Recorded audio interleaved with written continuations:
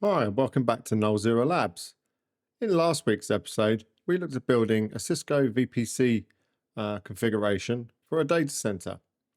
In this video, we're going to look at connecting two data centers together using DCI links, Data Center Interconnects. Very similar to doing a standard vPC, sorry, but we have to make a couple of adjustments to the configuration. And I think we'll also add in maybe adding another vPC domain at the access layer and connecting that to the core as well. So it's going to be a bit of a long video.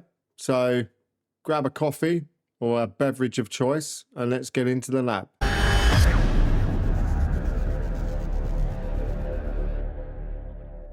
And welcome to the lab. So before we jump into any configuration, let's explain what we're looking at here today. So in the topology, we're going to be focusing on configuring this DCI link between our two data centers. We've got one in Germany, one in London. The one in London is new, so it's got a full meshed access layer connected to the core. Again, the access layer is using a vPC, and the server is connected using LACP to both switches. That's why we're using a vPC, because again, as we know, if you want to bring up a port channel, both of these connections must terminate on the same switch. So we have built the access layer to be a vPC. It is then connected via 4 physical links to our core layer, and our core layer will be connected over to our secondary data center via 2 10 gig interconnects. This we will bring up as a vPC as well. And later in the video, we will look at how we will convert the access layer on this side to also have a secondary vPC setup over here on this side as well for the access layer. So we will literally take this one switch here, add in an additional switch, and we will configure that up quite similar to how we do this one here, and how we'll extend this vPC connection to have a full mesh from the access layer. So that's what we've got to do today. So let's start and jump into the command line.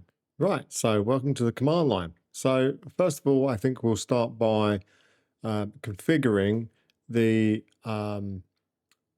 port channel and the vPC number 1001 on all 4 of our, let's say, our core switches, our data center interconnect switches. We will configure this vPC of 1001 and a port channel of 1001.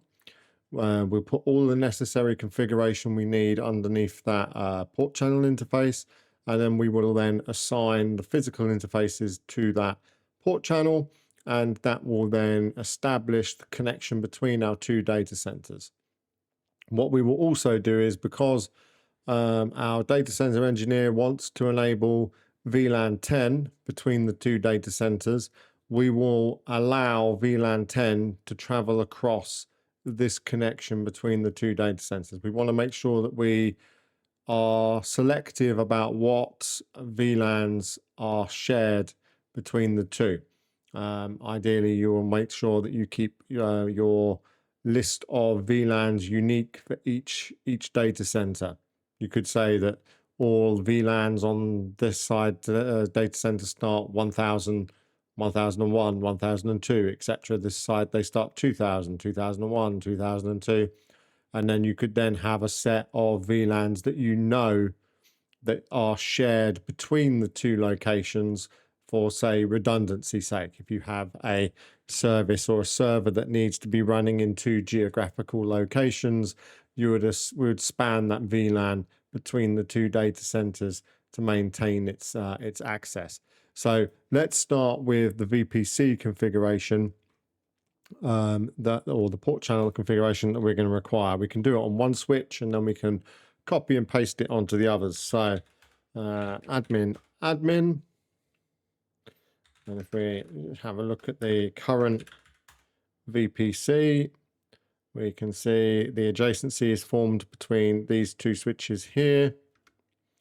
The port channel is down towards the access layer. That is operational on this side, so that's all functional. So we are good. So let's start with an interface.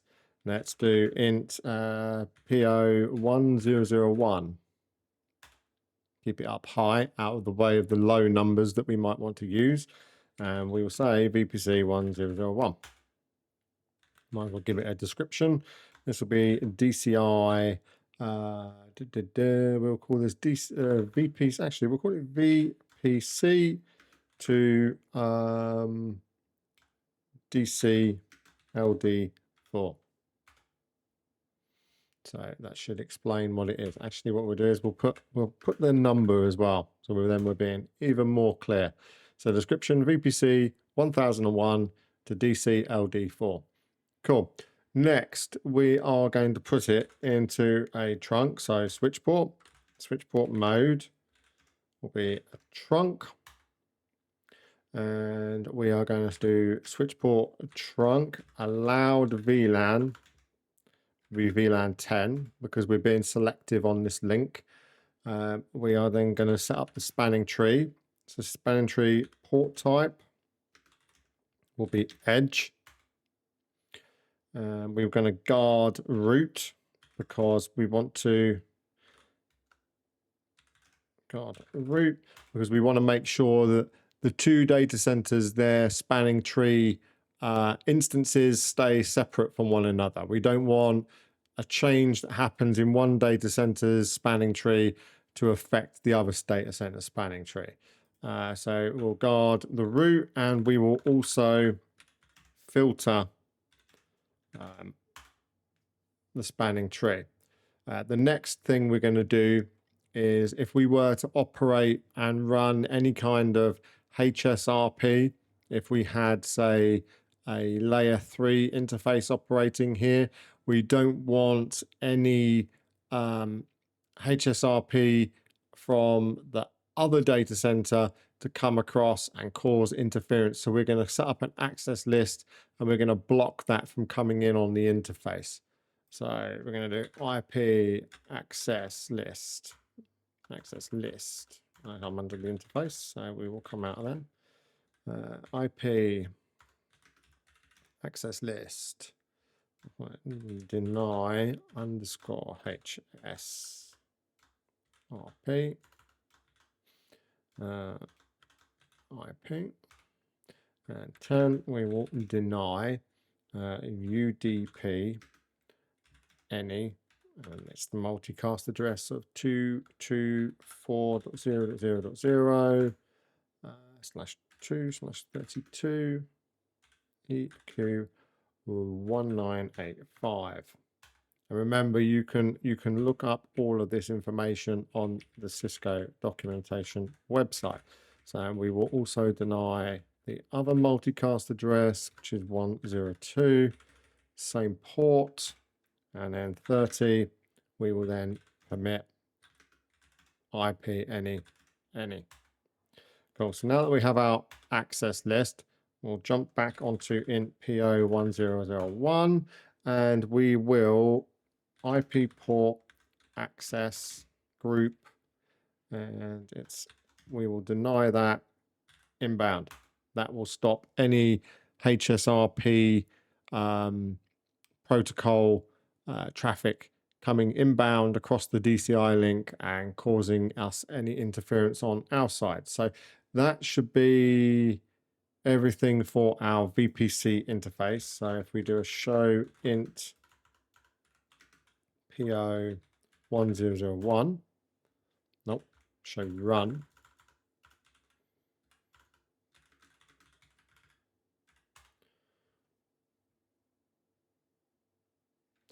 So there we go. So we have our configuration. So we're now going to put this onto the other switches, because we will use the same for all of them. So we will jump onto this one.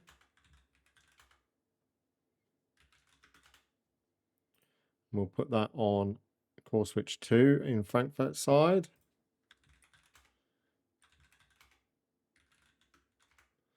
We will do that again also on the London side for both the core switches.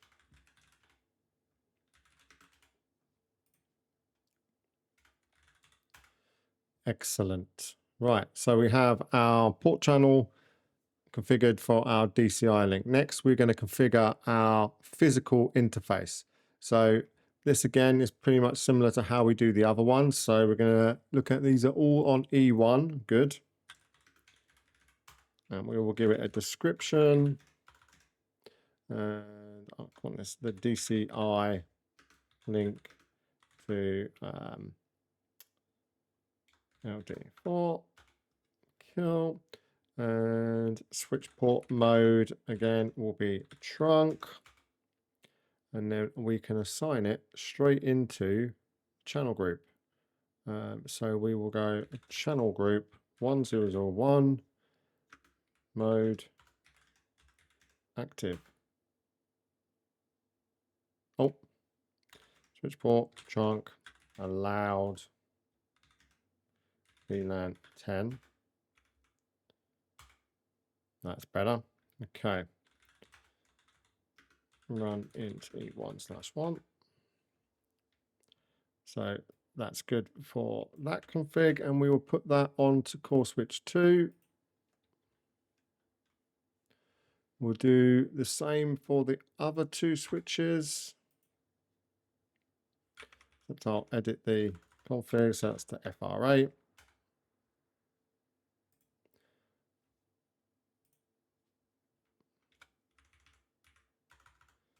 FR8. So that should now be our physical links configured and our vPC interface configured, which we all know gives us a single link. So if we now do a show VPC, we can see it's up. So we have our interconnect up. Let's check the other switches. It is up. Success. Perfect. Show VPC on the other one.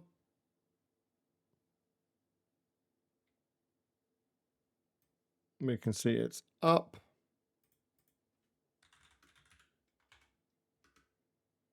And we can see it's up. Perfect. Don't know why we got this one here of 20. No int PO 20. That's better. Okay, so now we can see we have our DCI connection between our 2 data centers. One thing to note is that when we configure our VPC domain, so if we do a show run on this side and we look at our VPC domain configuration, which is here, we can see that there's this option called the role priority and the system priority. So the role priority, as we know, designates which one is the primary and which one is the secondary within the domain. And then obviously when there's a failover, one becomes the operational primary, operational secondary, etc. So that's what that priority role does. Then there's another priority, the system priority, and that's used by the LACP. By default, it's some high number up in like, by default, it's up like 2006 something. It's a high up number. And by default, they're all the same. So that will then, if they're the same, they will, or equal, they will stop this VPC from coming up fully. You'll see that one link may come up and the other one won't. So we have to say which one is in charge and which one is in control of this LACP link to come up. And we do that by setting the priority. So this side is lower. It's set as 8192, I think. Show VPC.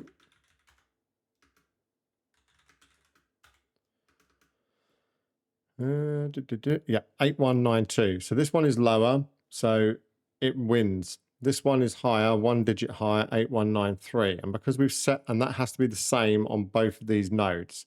And the same on this side, 8192 has to be the same here.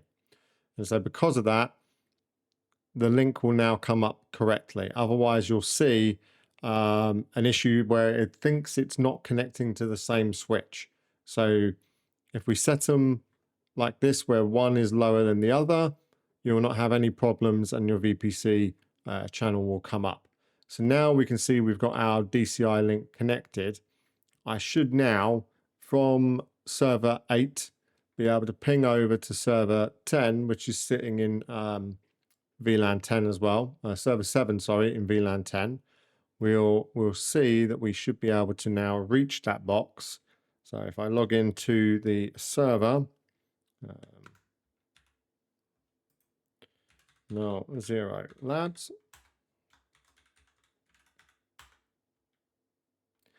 And now if we send a ping to 192.168.10.7,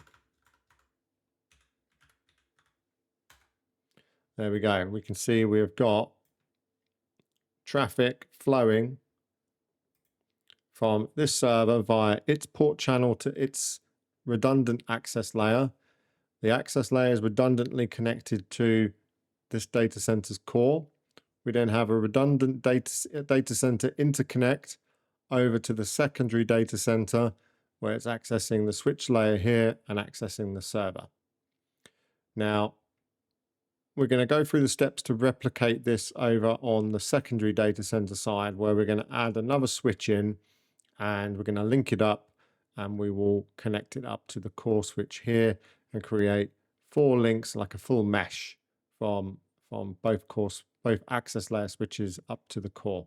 So let's drag another switch into the lab and then let's fire that baby up. And as we can see, I've now brought a secondary access switch online in the Frankfurt data center. I've gone ahead and wired a connection from port 1 and 2 to the core switch 1 and to the core switch 2. We've configured our 3 connections that we need between our 2 switches. So we're now going to go through the process of swapping this from being a single switch to a VPC switch domain that can now redundantly handle servers connecting via LACP, just like over in the LD4 data center. So we're going to start on, we'll start on the first one, and we will add the VPC feature, because if we check, we have already got the LACP feature because obviously we're using it. So again, we're going to add the VPC, so feature VPC. And I'm only going to do this briefly. If you want to see me configure the full configuration of this, you can check my previous video on configuring VPC. VPC demystified, I think it's called. I'll put a link in the description, along with a link to the documentation that we're following from Cisco, with all the recommendations of best practices. Right, so where was we? We've configured the feature VPC, which is fine. So now we're going to need a VPC domain. And obviously we've got a VPC domain of 100 connected to the VPC domain 200, and VPC 200 is connected to the VPC domain of 201. So we'll give this a logical name of VPC domain 101. We're going to need peer switch. We're going to set the role priority for this one is going to be 50, because it will be the master. We will set a system priority 819. That one was 8192. So again, we will set this one 8193. Peer, keep alive. Destination will be 10.1.1.2.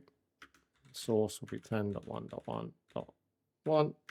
VRF being the management, because obviously we're limited on actual switch ports in this virtual environment. So we'll make use of the management interface for the keep alive.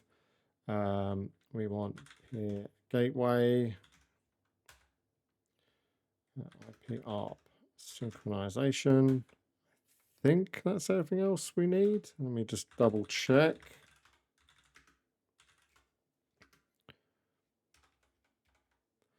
Auto recovery, yeah, we might. And we will auto recover. So show run. So that should be our configuration. We'll duplicate this on the other one in a minute. First of all, let's configure the management interface to be the keep alive. So keep alive, give it an IP address of 10.1.1.1.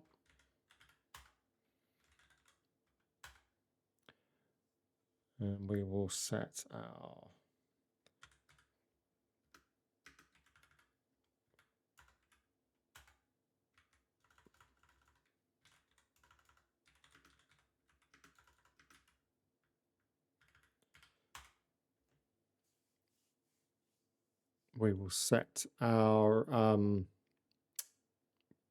peer link, which obviously, again, like I explained in the previous video, carries control plane data,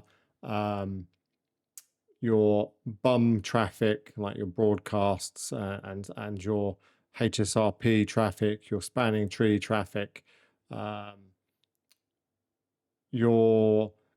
The only time it'll be carrying sort of like data flow traffic is when you have like orphan ports. Like this server here would be classed as an orphan because it's only connected to one side of the VPC pair on a single switch port. So it's connected as an orphan. And if it was trying to come over and access something over here, its traffic would come across the peer link interface to access services and so forth. That's why if you do configure a VPC pair, you've got to try and as often as possible connect your servers in with multiple connections. So just bear that in mind. So we're going to configure. We're going to copy paste this from here because we're going to do a peer link. So we need that configuration. That's good. And we are E1 and 6, which is the same. No, we're not. It's the others, but I can copy paste to that because it's the same configuration. It's pretty much the same. It's going to be a VPC peer link member, and it's the same number I gave it. So yeah, so we're going to want int E1/6 to 7.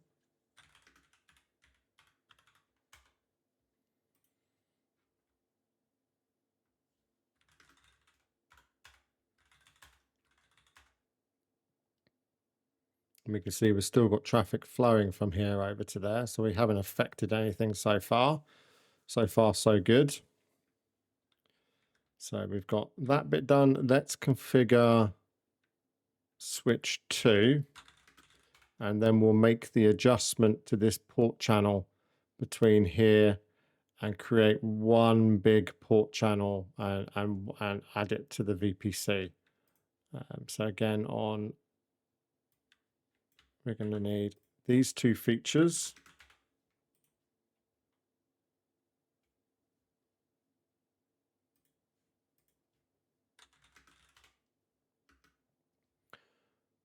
We're going to do VPC domain 101, peer switch.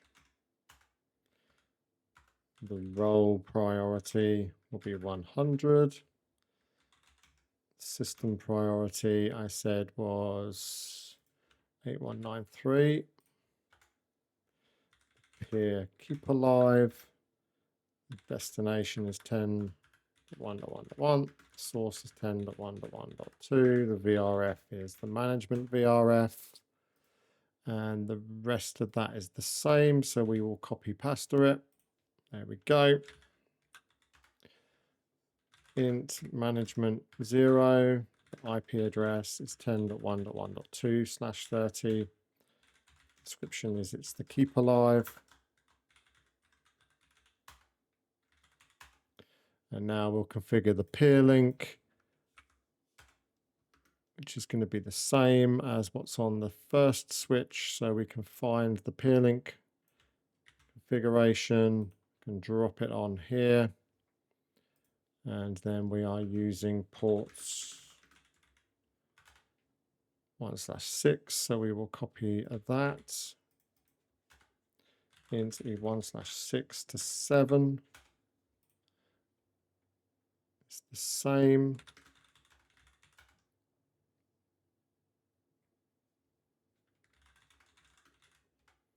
Show run.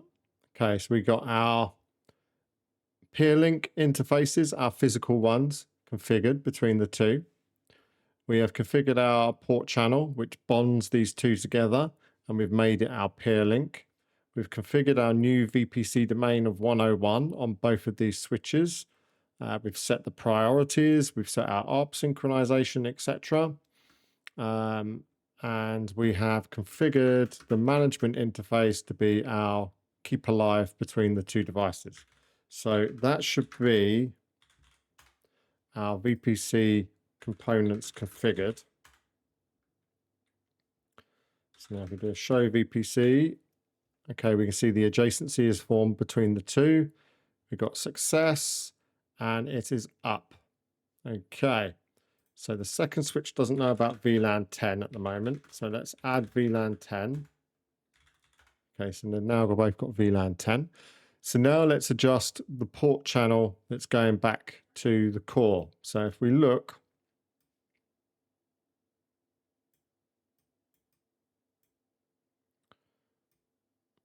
drag that back where it belongs, which was that. If we look on access switch 1, which is already configured, it's got a port channel 1 going up towards the core, which is using E1 and E2. Okay. And here we've got nothing configured. So what we're going to do is we're going to copy this same configuration over onto the secondary switch. And then the difference is that because this is now a VPC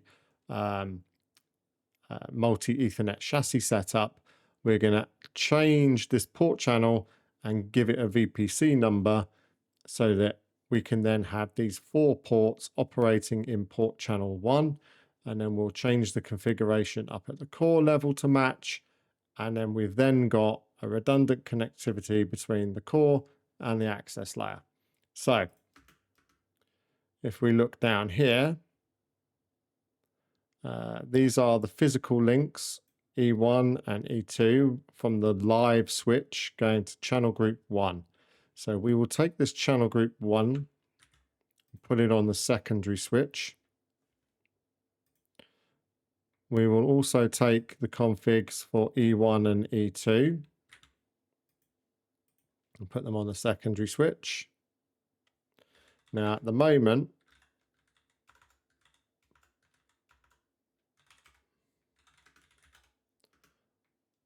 we don't see a VPC configured for this. So what we'll do now is we will create that. So int PO1, give it the VPC number of 1. We do the same over here.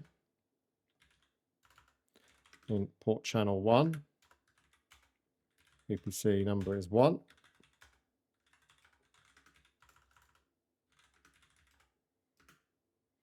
Okay, see it's down. Okay, this side it's happy. This side is down because we haven't added any configuration for E1/5, E1/5 on the core switch here. So it knows nothing about that part of the connection. So let's jump onto the core switches. And if we do a show run int PO10, because I think it's using port channel 10 from the core.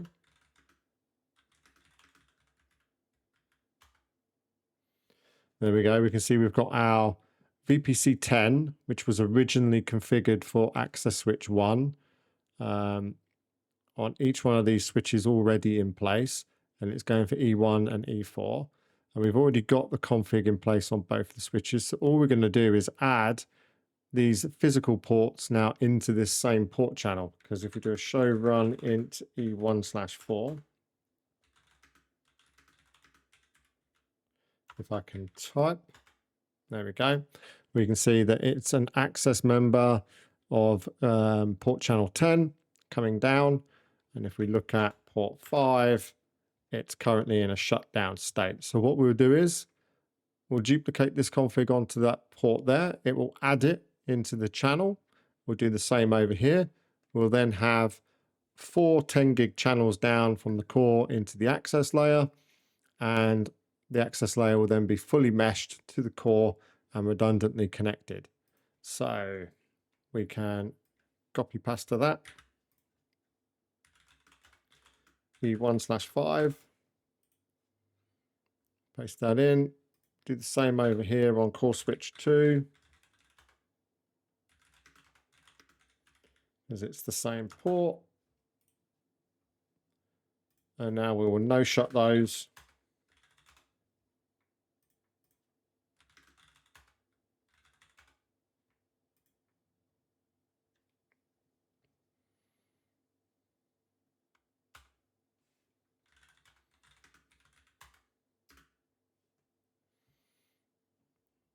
Okay, that's showing it's up.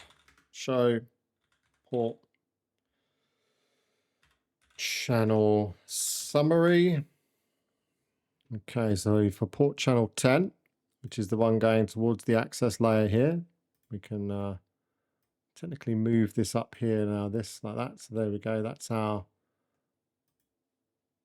port channel. They're basically all in a port channel there now.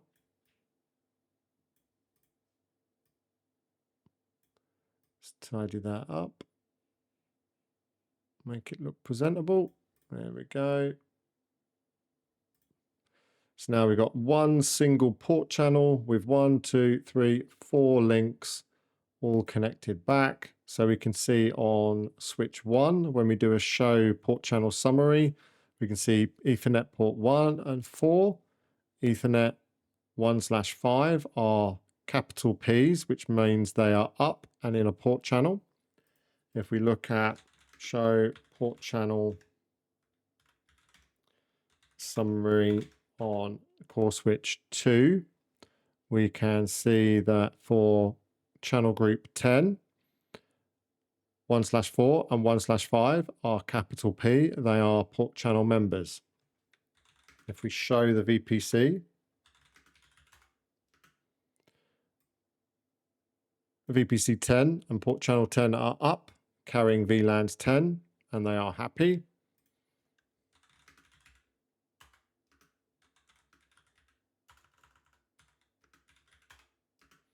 Same on core switch 1. If we look over onto the access layer,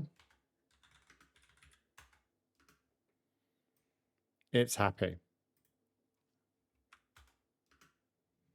And now the secondary one is also happy. So there we go. We now have a fully redundant data center in Frankfurt. We have a fully redundant data center in London. They are both redundantly connected. They can now share VLANs between each other. We can connect servers redundantly to 2 chassis at the access layer. The access layer is redundantly connected to our core layer, and our core layer is redundantly connected to the second data center. And likewise, again, over in this data center, we have a fully redundant access layer where, again, we can connect servers using LACP. And depending on if a switch dies at the access layer now, or a link dies between the access layer and the core, the servers will always now stay online. By the server dying, we've done everything we can now to be fully redundant from the access layer to the core layer over to the secondary data center. Server-wise, again, like I said, down here now, you would now build your virtual hosting environment. Your VMs will be moving and operating virtually between the physical hosts for their redundancy, and they have their redundant connections to the top of rack switches. Now, let's for a final test, let's run through some failure scenarios. This side we'll leave alone because we've only got a single connection to the switch, but we'll use it that it will send a ping packet from this one over to server 8, and likewise we are sending ping traffic from server 8 over to server 7. So if we was to lose a link from server 8 to the access layer, so let's test that. So let's down one of those physical interfaces. So we will bring that up. Let's shut down E1/1. So int E1/1. If we shut it down, that will simulate if someone pulls it out. There we go. So we can see that as I pulled it out, we lost a couple of packets there whilst it's trying to figure itself out. So there we go. So we've got traffic coming through there. So let's bring that one back up again. So let's no shut that. So we can see we still have traffic coming across. We bring that interface back up. There we go. We can see traffic is still coming across. Whilst we're on this one, let's say if we killed a link from the access layer to the core layer. So if we took out E1 and E2, so if we no shut E1, we can see the pings are still happily flowing. Again, we can see from this side over to here, data is still happily coming across from from the Frankfurt data center to the London data center and reaching the server. Traffic is still flowing without any issue. So we've managed to lose one link from here. What if we was to lose both links from one of the switches? So if we went E1/2 and we shut both of these, so that simulates both of these being unplugged. So we've got a connection from this server to here, this server to here, and it's functional. And then we've got links only coming from this access switch up to core 1 and to core 2. And again, we can see traffic is still happily flowing. So let's bring those back up online. So we'll no shut that interface in 1/1, no shut that interface. So now we bring both of those back online. So if we jump onto one of the core switches now, and say if we in E1/1 from the primary operations, if we was to kill that circuit, so we've dropped a circuit there between the data centers, and we're now only operating on a single physical DCI fabric connection. And we can see traffic is still flowing from data center in Frankfurt to the data center server in London. Finally, let's completely drop a switch. Now, what we'll do is we will double check that everything is fully functional and back online. So if we drop an entire switch, so let's just reload switch 1. And what we'll see is that traffic will continue to run until the switch goes through its process of suspending ports and then opening ones that once it goes through its auto recovery process. Just like we saw in the previous video, there will be an auto recovery process. So if we look at core switch 2, we'll see that it has seen that the keep alive between it and core 1 has gone down. So it's going to go through its auto recovery process. You'll see that it will suspend some ports in a minute. It will check, make sure they're all clear. It will clear them, and then traffic will start flowing again. So we might see that happen briefly in a minute. There we go. We can see it starting to block. And I would assume, yep, there we go. We see some traffic dropping whilst this happens. Okay, the inconsistent ports have now been cleared. So we should start to see traffic flow and take this path. There we go. It's now coming across the single DCI fabric link again, like we said. So there we go. See, so it takes up to a minute or two once if you lose an entire switch, but you know it's going to recover and come back online. So, well, I hope you found that interesting. I hope you learned something. I'll leave a link in the description to my GitHub where all of the configs for today's lab will be available along with the diagram. I'll also leave a link to the Cisco design and configuration guide, which offers all of the best practice information for configuring VPCs and DCI data center interconnects.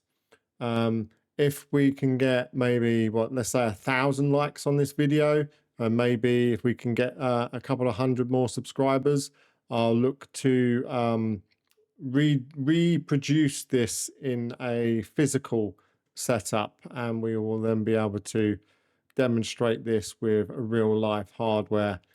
So thank you very much for watching, and I'll see you on the next video.